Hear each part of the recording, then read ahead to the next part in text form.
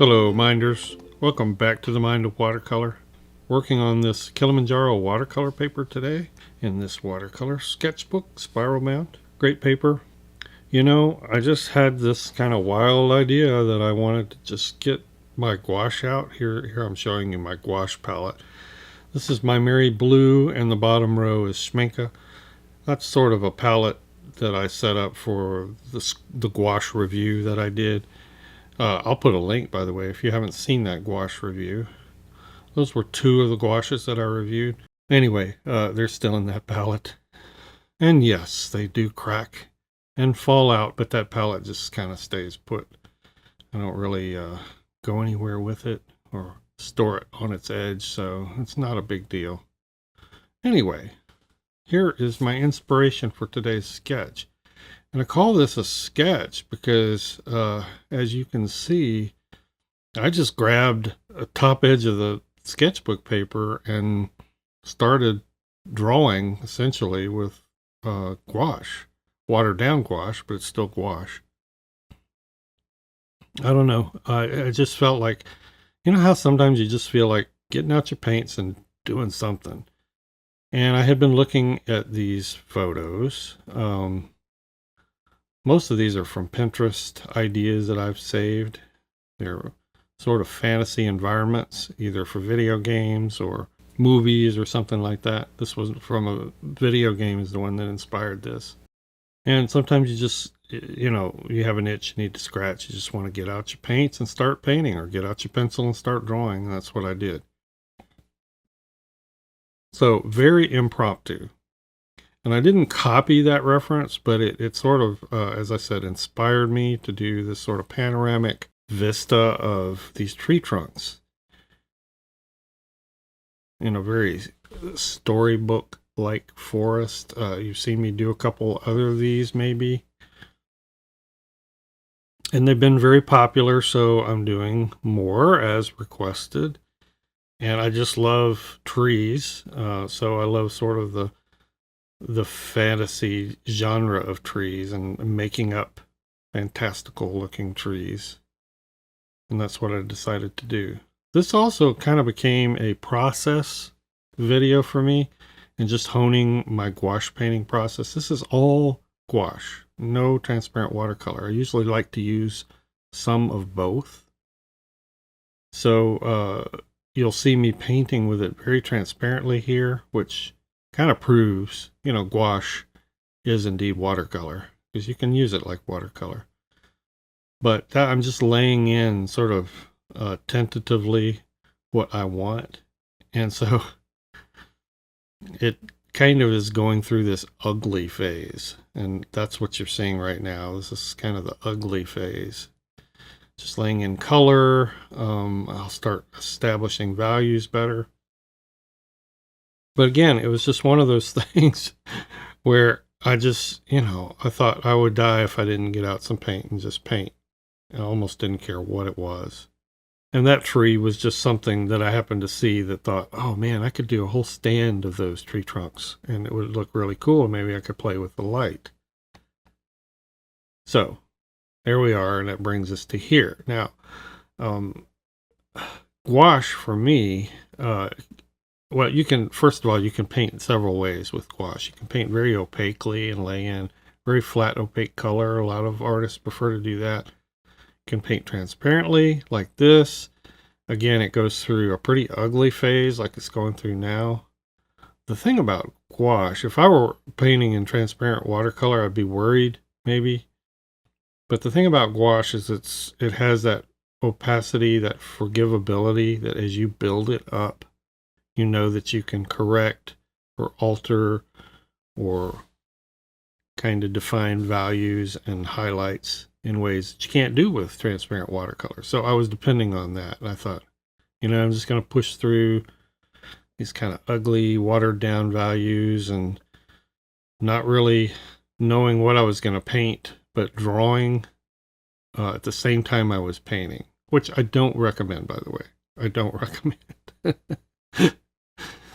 Do as I say, not as I do. All right. But, you know, as an exploration process, it's still pretty fun. And it's something you can do if you don't mind the result. And I just wanted to get out my gouache and use only gouache and see, you know, hey, what can I do just by picking up a brush? Now, this is not quite the same as spontaneous painting, which splashes down random color and washes. I call this impromptu, meaning I had an idea. I was using an inspirational reference, although it wasn't a reference that I copied. And I had a picture in my mind's eye of where I wanted this to go. So I was depending on the process. I was depending on the characteristics that I knew gouache had to go in here. We're still in a fairly ugly phase right now, but hopefully you can see how I'm bringing those values along. In a process like this, highlights tend to be the last thing, or they probably should be, but I go for the middle and deep values. So I just had an idea to do these kind of neat, almost sequoia-like trees, but with roots that kind of come out from the side and go down, you know, something really almost alien looking. And in the picture, not only the one that I showed you, but some others, I like it when these sort of viney things hang and droop. So here you just see me adjusting those rearward trees so to push them back, give them a little less contrast, push them back in distance a bit.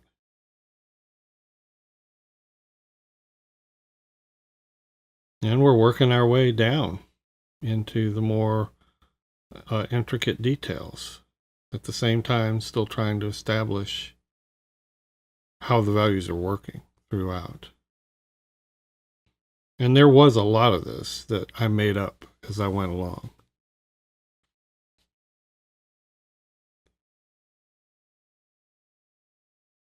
And as I saw it coming along, you know, I was like, oh, okay, well, I can pull this out. I can pull this out of the ugly phase. That's really difficult to do with transparent watercolor. You get in those ugly phases, sometimes you can pull them out, but when they get patchy and streaky and splotchy, you usually can't. Gouache, however, it's got a little more forgivability. So I kept plugging away. And I wanted to establish a nice stream of light coming through somewhere. That's if you've seen my other more fantastical looking forest ones that I've done lately. I'll link to them all below if you haven't seen them, but that's been sort of a favorite theme that I've been studying, light play through a forest floor. Just find that fascinating for some reason.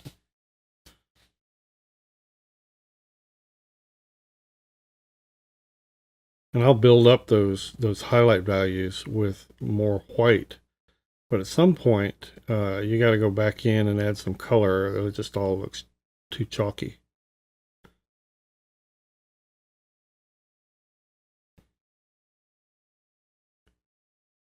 And I'll kind of bounce back and forth between the highlights and then punching up those darks again. I didn't have a real good dark on my palette, and I need to put out, I could even use some Payne's Gray or neutral tint watercolor, because for darks, it doesn't really matter that it's opaque. Ended up mixing all the darks from a very deep, sort of an indigo blue, I don't even know what it actually was, and a orange, sort of a, not an orange, but a sort of a sienna brown. And that gave me my darkest colors. Next time I do something like this, I'm going to squeeze out probably some neutral tint watercolor.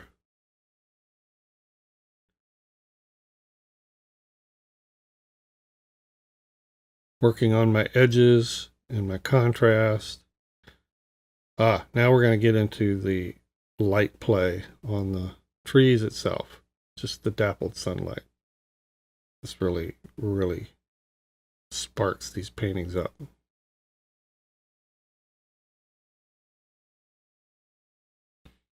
I'm sorry I don't know the names of the colors on this palette, but you know, the tree had a lot of purples, sort of grayed out purples. Don't use straight up purple, but it had a little bit of orange in it to tone it down.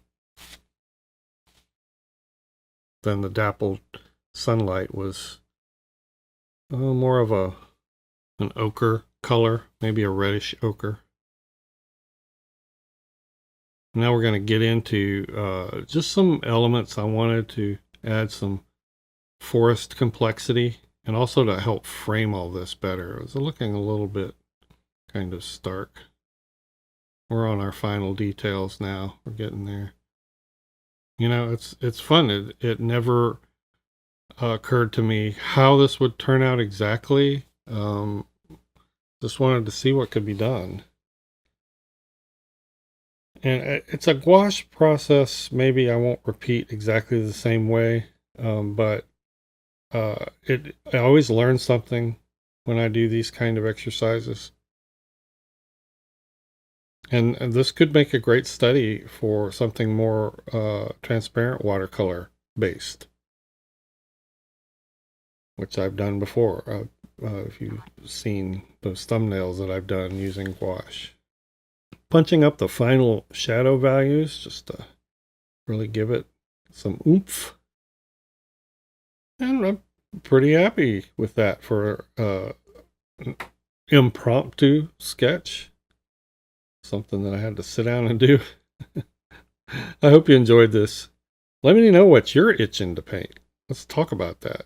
What are you hoping you can paint sometime soon you can't wait to do? Put it down in the comments. Thank you, Minders. Appreciate you watching.